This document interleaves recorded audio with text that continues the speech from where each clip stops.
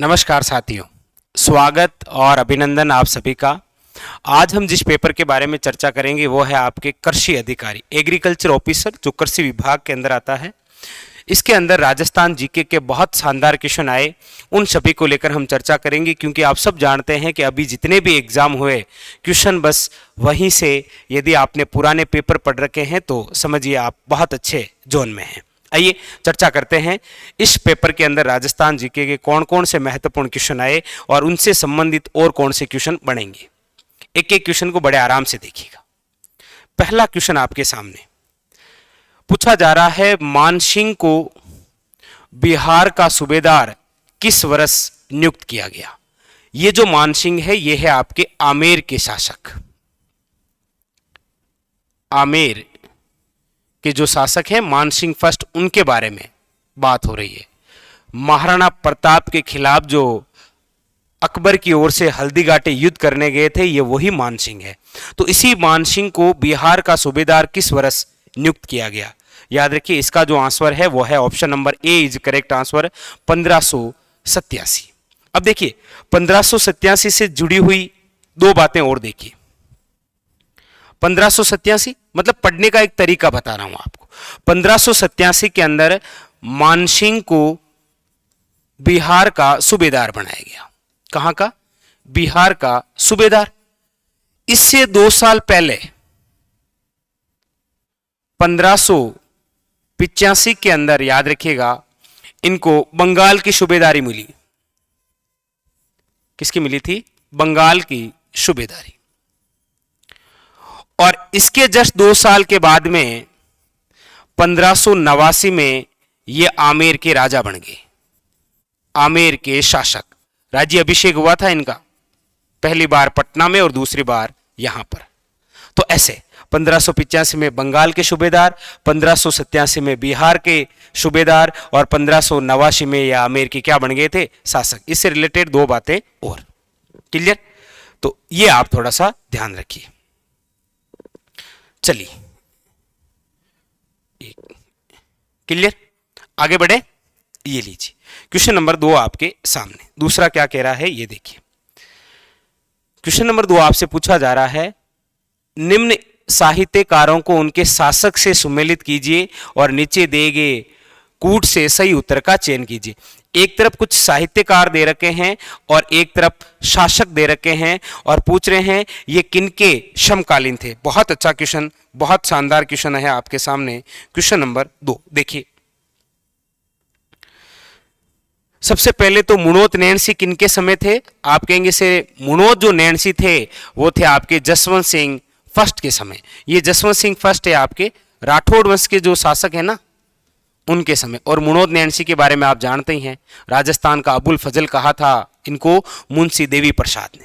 उसके अलावा ये जो महात्मा नरसेन है, इनका जो संबंध है वो रहा है आपके मालदेव से। ये भी मालदेव राठौड़ जोधपुर के शासक। फिर है आपके अत्रि, और अत्रि का संबंध रहा है कुंभा से, आपको पता हो तो। कुंभा से, कुंभा के समय कीर्ति स्तंभ प्रशस्ति याद है आपको? बस अत्रि और महस द्वारा लिखी गई थी। आखिरी है मुनि जैता या मुनि जेता, आपको पता हो। और मुनि जैता या मुनि जेता द्वारा राय सिंह द्वारा एक प्रशस्ति लिखवाई गई थी जिसका नाम है राय सिंह प्रशस्ति। डी का संबंध है राय सिंह से। तो ए में 3 है, एक के अंदर 3 एक में ही है। Option number 3 is correct answer. Clear? अगला क्वेश्चन देखिए। क्वेश्चन नंबर है आपके सामने 3। क्या कह रहा है? बहुत अच्छा क्वेश्चन। क्वेश्चन नंबर 3 बहुत ही शानदार। देखिए पूछा जा रहा है, वैदिक यंत्रालय प्रिंटिंग प्रेस कहां स्थापित की गई थी? उदयपुर, अजमेर, बीकानेर या जयपुर। याद रखिए, वैदिक जो यंत्रालय है, जो प्रिंटिंग प्रेस है, ये कहां पर स्थापित की गई थी? अजमेर के अंदर। और हमारे यहां भारत में ये जो प्रिंटिंग प्रेस है ये किसकी देन है? तो याद रखिएगा पुर्तगीज की, पुर्तगालियों की देन है। ये भी एक और इंपॉर्टेंट क्वेश्चन है आपके इंडिया जीके से। ठीक है, कि कौन सी कंपनी की देन है प्रिंटिंग प्रेस? तो याद रखिएगा पुर्तगीज लेकर आए थे यहां पर। अगला क्वेश्चन देखिए, और ये वैदिक यंत्रालय आपके अजमेर में। क्वेश्चन नंबर है आपके सामने 4। देखिए क्या पूछा जा रहा है, निम्न नृत्यों को उनकी जाति से सुमेलित करना। एक तरफ नृत्य दे रखे हैं और एक तरफ जाति, और पूछ रहा है सुमेलित कीजिए। क्वेश्चन नंबर है आपके सामने 4। देखिए क्या पूछ रहा है, एक तरफ नृत्य और एक तरफ जाति। देखिए राई या घौरी, आप कहेंगे सर ये है आपके भील, ठीक है, कोई दिक्कत नहीं है। फिर है मादल। मादल एक वाद्य यंत्र भी है और एक नृत्य भी है, यह है गरासिया से संबंधित। चरी नृत्य आप सब जानते हैं किशनगढ़ का प्रसिद्ध है, गुज्जर जाति द्वारा, और तेहरे ताली नृत्य कामड़ जाति की महिलाओं द्वारा किया जाता है रामदेव जी की आराधना में। तो एक के अंदर 3 है, एक के अंदर 3, option number 2 is correct answer. Clear. अगला देखिए, क्वेश्चन नंबर है आपके सामने 5। बहुत शानदार क्वेश्चन नंबर 5। क्या पूछ रहा है, देखिए पूछा जा रहा है ढड्की, थाली, खेराड़ी उपबोलियां राजस्थान की किस बोली से संबंधित है। ये ढड्की नहीं, ढाडकी, थाली और ये जो खेराड़ी है ये किससे संबंधित है, तो याद रखिए ये मारवाड़ी से संबंधित है। Option number 2 is correct answer, Marwari से संबंधित। ठीक है। अगला देखिए, क्वेश्चन नंबर है आपके सामने 6। क्या पूछा जा रहा है, राजस्थानी कवियों में नव जागरण के प्रथम कवि किसे माना जाता है। जितने भी राजस्थानी कवि हुए हैं इनमें नव जागरण के प्रथम कवि, मतलब जिन्हें हमारे राजस्थान का राज्य कवि कहा जाता है, याद रखिएगा वो है आपके सूर्यमल मिश्रण। कौन है? सूर्यमल मिश्रण, जिनका संबंध बूंदी जिले से रहा है। इनकी प्रसिद्ध रचनाएं हैं वीर सतसई, वंश भास्कर, राम रंजाट।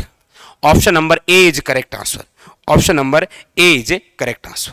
अगला देखिए, क्वेश्चन नंबर आपके सामने 7। सुमेलित कीजिए। एक तरफ संगीतज्ञ हैं और एक तरफ इनकी रचनाएं हैं और आपको पूछ रहा है मिलान करना है।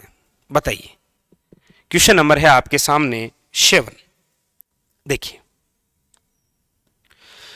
चांद खां, पुंडरिक विठल, देवर्षि भट्ट और द्वारकानाथ।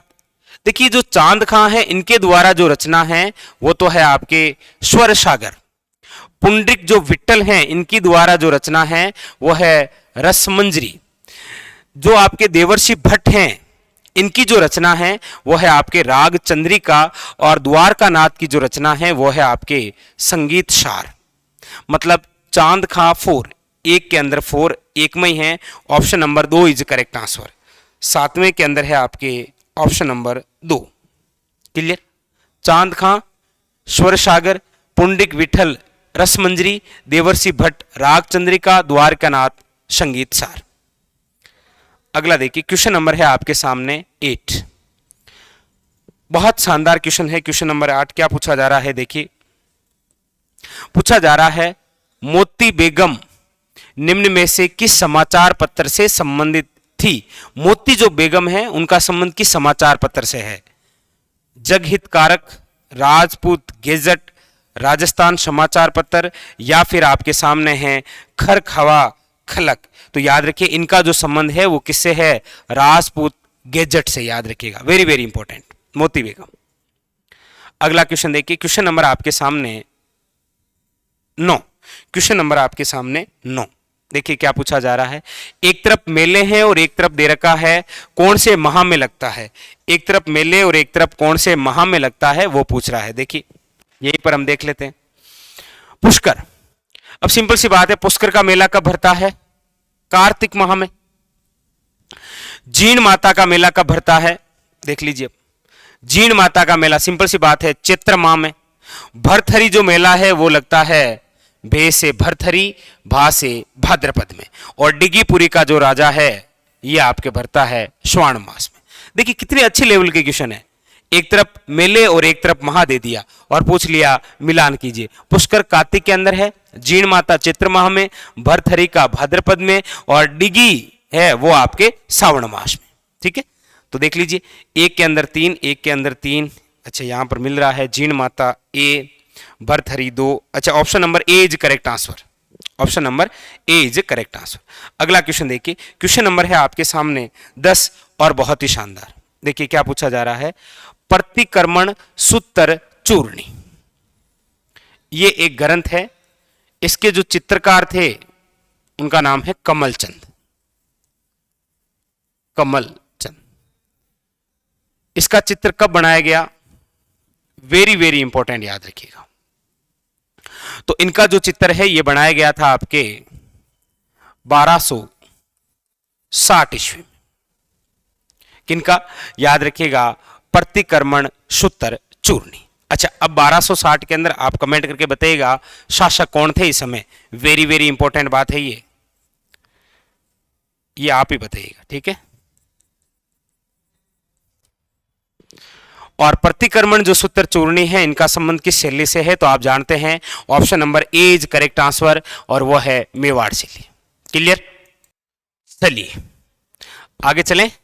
चलिए क्वेश्चन नंबर है आपके सामने नेक्स्ट 11। क्वेश्चन नंबर 11 क्या पूछा जा रहा है? देखिए, एक तरफ है आपके शैली और एक तरफ दे रखे हैं चित्रकार, और पूछ रहा है मिलान करना है। बहुत ही शानदार क्वेश्चन, क्वेश्चन नंबर 11। एक तरफ चित्रकार और एक तरफ क्या दे रखे हैं? शैलियां, और पूछ रहा है मिलान करना है। क्वेश्चन नंबर है आपके सामने 11। देखिए, चलिए मिलान कर लेते हैं यहीं पर। देखिए, सबसे पहले है तिजारा, अलवर, जयपुर और किशनगढ़। सबसे पहले वो ढूंढिए जो आपको आता है। आप कहेंगे सर अलवर के जो है वो बलदेव और गुलाम अली है, क्योंकि ये जी है, आपने कहीं ना कहीं कभी ना कभी पढ़ रखा है। मोहम्मद शाह और शाही इब्राहिम का संबंध किससे है? आप कहेंगे सर जयपुर से। यहां पर आपके कंफ्यूज हो सकता है, तो कोई दिक्कत नहीं है। ये जो मूलराज और भिक्कम चंद है ये है आपके किशनगढ़ के, मतलब एक ही बचा है। तिजारा जो है ये है आपके नंदराम और जमुना दास, याद रखिएगा। अलवर के बलदेव गुलाम अली हो गए, ठीक है। जयपुर के हो गए शाही इब्राहिम और मोहम्मद शाह। किशनगढ़ के हो गए मूलराज और भिक्कम। क्लियर? अब देख लीजिए, तिजारा के अंदर ए में 3 है, ए के अंदर 3 इसमें तो है। अलवर के अंदर बलदेव और गुलाम अली है, ये भी है।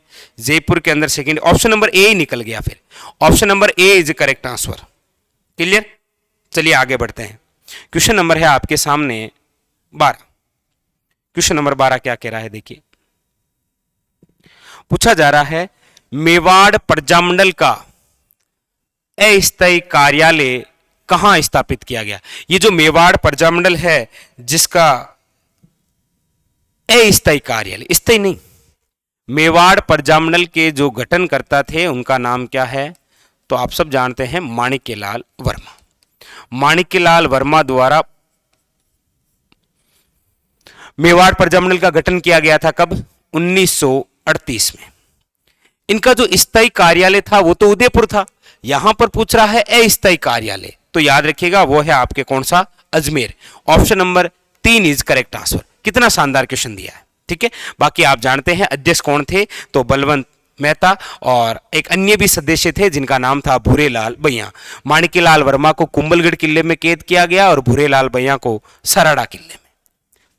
अगला क्वेश्चन देखिए, क्वेश्चन नंबर है आपके सामने 13। बहुत अच्छा क्वेश्चन। देखिए, पूछा जा रहा है डाबी के किसान आंदोलन में झंडा गीत गाते समय पुलिस की जो गोलियां चली उसमें कौन शहीद हुए? डाबी कहां पर है? याद रखिएगा बूंदी में। डाबी कहां पर है? वेरी वेरी इंपॉर्टेंट, याद रखिएगा बूंदी में। और जो डाबी हत्याकांड हुआ वह आपके 2/4/1923 के अंदर, और इसी के तहत घायल हुए थे कौन?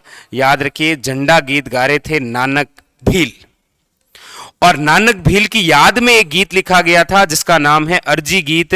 और ये अर्जी गीत किसने लिखा था? तो याद रखिएगा माणिक्यलाल वर्मा ने। किसके द्वारा लिखा गया? माणिक्यलाल वर्मा।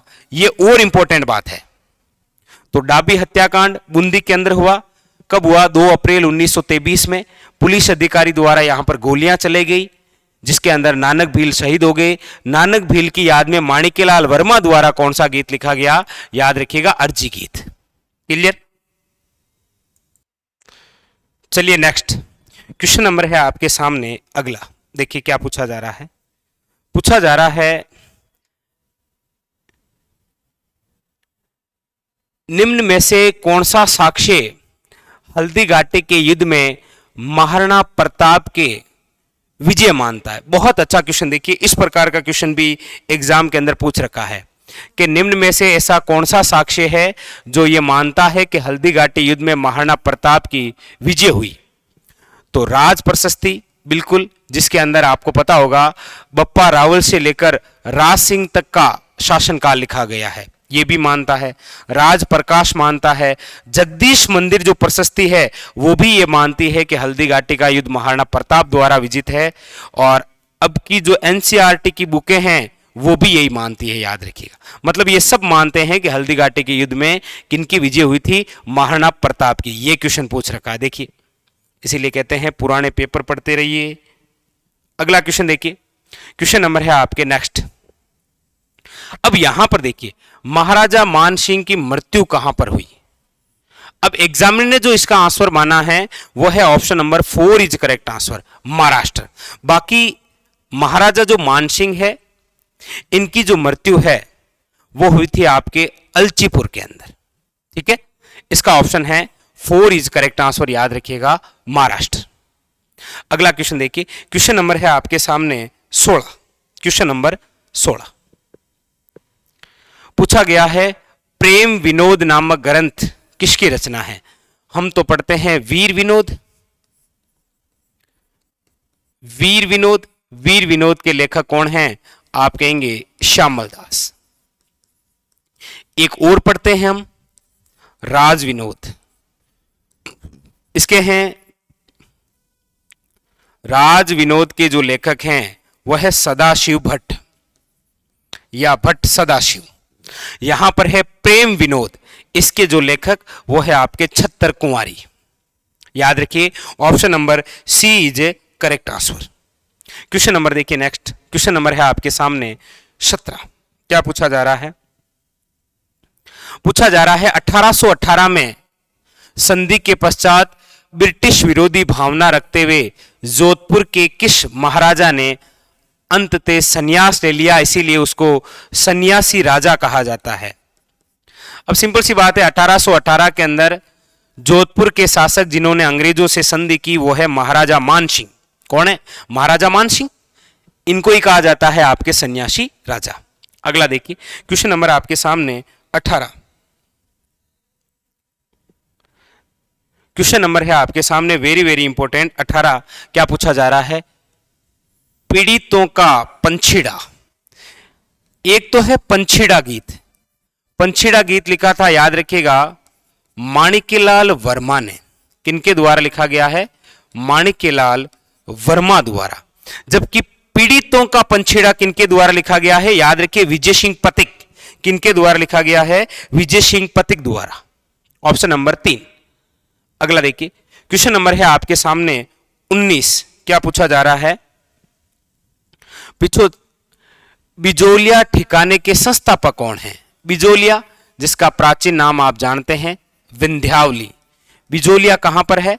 तो आप जानते हैं भीलवाड़ा। और एक चीज आप हमेशा पढ़ते हैं कि बिजोलिया के जो संस्थापक थे वो थे अशोक परमार। ये आपके जगनेर के रहने वाले थे। खानवा के युद्ध में सांगा की सहायता के लिए गए तो सांगा ने इनको ऊपर माल की जागीर दी थी और वहीं पर कौन से ठिकाना बसाया था? Bijolia. Option number 2 is correct answer. अगला क्वेश्चन देखिए, क्वेश्चन नंबर है आपके सामने 20। क्या पूछा जा रहा है? नवीन राजस्थान नामक समाचार पत्र बंद होने के पश्चात पुणे किस नाम से प्रकाशित हुआ था? देखिए, यह क्रम ऐसे चला है। सबसे पहले समाचार पत्र था राजस्थान केसरी। ठीक है, इसको जब बंद किया गया तो शुरू हुआ नवीन राजस्थान, और जब नवीन राजस्थान को भी बैन कर दिया तो शुरू हुआ तरुण राजस्थान। ये क्रम था, याद रखिएगा। राजस्थान केसरी समाचार पत्र 1920 में, ये 1921 में, और ये आपके 1923 में। ये वर्धा महाराष्ट्र से और ये दोनों ब्यावर से। ये विजय सिंह पथिक, रामनारायण चौधरी और डॉक्टर जयनारायण व्यास। मतलब इस लेवल का भी क्वेश्चन पूछ रखा है। अगला क्वेश्चन देखिए, क्वेश्चन नंबर है आपके सामने बहुत शानदार 21। देखिए क्या पूछा जा रहा है? Question number 21। राजस्थान की रियासतों के एकीकरण का आरोही क्रम है। राजस्थान की रियासतों के एकीकरण का आरोही क्रम है। अच्छा, आरोही क्रम, राजस्थान की रियासतों के एकीकरण का आरोही क्रम है टोंक, उदयपुर, जैसलमेर और अजमेर। देखिए, इन चारों में सबसे पहले किसका विलय हो रखा है? तो आप कहेंगे सर ये जो टोंक है ना, ये टोंक, इसका दूसरे चरण में हो रखा है। भाई दूसरे चरण के अंदर कितनी रियासतें थी? 9 रियासतें, और उस चरण में इसका हो रखा। ठीक है, पता आपको? उदयपुर का कौन से चरण में हुआ था? तीसरे चरण में, यही हुआ था। जैसलमेर की बात करते हैं तो जैसलमेर रियासत का विलय हुआ था चौथे चरण में, चौथा चरण। और अजमेर का जो विलय है वो आप सब जानते हैं 7वां चरण था, जहां पर आबू देलवाड़ा और अजमेर मेरवाड़ा का विलय हुआ। तो टोंक, फिर उदयपुर, फिर जैसलमेर और फिर अजमेर, मतलब जो दे रखा है वो बिल्कुल सही क्रम है। Option number A is correct answer. 21वें के अंदर option number A is a correct answer. Clear? देखिए, चलें आगे। नेक्स्ट क्वेश्चन नंबर है आपके सामने 22। क्या पूछा जा रहा है? देखिए, क्वेश्चन नंबर 22 आपके सामने है और पूछा जा रहा है राजस्थान की पर्वत चोटियों के समूह को ऊंचाई के अनुसार अवरोही क्रम में जमाइए। किस क्रम के अंदर जमाइए? अवरोही क्रम के अंदर। राजस्थान की पर्वत चोटियों को अवरोही। देखिए, सबसे पहले तो अवरोही और आरोही क्या होता है वो देख लीजिए। ठीक है, और ये नोट भी कर लीजिएगा, अवरोही और आरोही। अवरोही तो क्या होता है? याद रखिए, ये बड़े से छोटे की ओर, बड़े से छोटे की ओर, मतलब क्या हो जाएगा? घटता हुआ क्रम। क्या है? घटता हुआ क्रम। जबकि आरोही जो क्रम है यह है छोटे से बड़े की ओर, छोटे से बड़े की ओर, मतलब कौन सा क्रम है ये बढ़ता हुआ क्रम है। ये कौन सा है? बढ़ता हुआ क्रम। वेरी वेरी इंपॉर्टेंट, स्क्रीनशॉट ले लीजिए क्योंकि ये प्रत्येक एग्जाम में उपयोगी आएंगे। ये ले लिया। अब देखिए, अब यहां पर क्या पूछ रहा है? यहां पर पूछ रहा है अवरोही क्रम, मतलब बड़े से छोटे की ओर। चलिए देखिए, क्वेश्चन को देखिए। क्वेश्चन के अंदर आपको दे रखी है कुछ चोटियां, और चोटियां दे रखी है 4 प्रकार की। देखिए, एक तो है सायरा। सायरा चोटी की ऊंचाई है 900 मीटर। ठीक है, फिर है डोरा पर्वत। डोरा पर्वत की जो ऊंचाई है वो है आपके 869। फिर आपके नाग पहाड़। नाग पहाड़ जो चोटी है इसकी जो ऊंचाई है वो है आपके 795। और फिर है बिलाली। बिलाली जो चोटी है इसकी जो ऊंचाई है वो है आपके 775। पूछ क्या रहा है? अवरोही क्रम, मतलब बड़े से छोटे की ओर। तो ये जो क्रम लिखा है ये बिल्कुल सही है, बड़े से छोटे की ओर। देखिए, सायरा, डोरा पर्वत, नागपाड़ और बिलाली। अच्छा, option number A is correct answer. Option number A is a correct answer, याद रखिएगा। Option number A is a correct answer. चले आगे। तो इस प्रकार के भी क्वेश्चन आपको देखने को मिलेंगे। क्वेश्चन नंबर देखिए 23 आपके सामने। क्या पूछा जा रहा है? क्वेश्चन नंबर 23, कौन सा सुमेलित नहीं है? बनास की कोटारी है, कोई दिक्कत नहीं है। लूणी की सागी है, कोई दिक्कत नहीं है। काली सिंध की आहू है, लेकिन ये जो वाकल है ये मानसी वाकल, ये साबरमती की है, ना कि किसकी? माही की। Option number 4। क्वेश्चन नंबर देखिए 24 आपके सामने। क्वेश्चन नंबर 24 देखिए, क्या पूछा जा रहा है? एक तरफ जिले हैं, एक तरफ जिलों के नाम पूछ रहा है, मिलाइए। अजमेर में है फौज सागर, डूंगरपुर के अंदर है गेप सागर, जैसलमेर में है बुद्ध झील, जोधपुर में है प्रताप सागर। इजी सा। अजमेर में फौज सागर, डूंगरपुर में गेप सागर, जोधपुर में प्रताप सागर और जैसलमेर में बुद्ध झील। अगला देखिए और आज के हमारे सेशन का अंतिम क्वेश्चन। बाकी जो हम क्वेश्चन करेंगे वो हम करेंगे अगले सेशन में, ठीक है। यहां पर क्या क्वेश्चन पूछा जा रहा है, बहुत ही शानदार। निम्न में से सालर वन किस जिले में नहीं पाए जाते? सालर वन किस जिले में नहीं पाए जाते? देखिए, सालर वन है यह आपके लगभग पहाड़ी क्षेत्रों के अंदर मिल जाएंगे, जैसे अलवर है, शिरोई है, उदयपुर है, इन क्षेत्रों में। यहां पूछ रहा है नहीं पाए जाते, यह है आपके कोटा। Option number 3 is incorrect. तो साथियों, ये थे आपके 25 क्वेश्चन। बाकी वाले जो अगले क्वेश्चन हैं वो करेंगे हम अगले सेशन में, ठीक है। बहुत अच्छे लेवल के क्वेश्चन है, आप लिख भी लीजिए और याद भी कर लीजिए। फिर मिलेंगे, तब तक के लिए धन्यवाद।